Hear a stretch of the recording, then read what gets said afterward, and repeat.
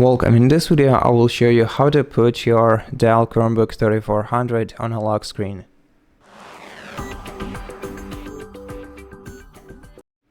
One way to do that is by navigating to the control center in the bottom right corner of your device's screen, selecting power option, and then selecting lock.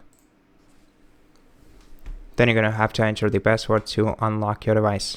Or otherwise, you can also hold down the power key of your device for a couple of seconds, and once you see the power toolbar on your screen, just select lock in here, and this will also put your device on the lock screen.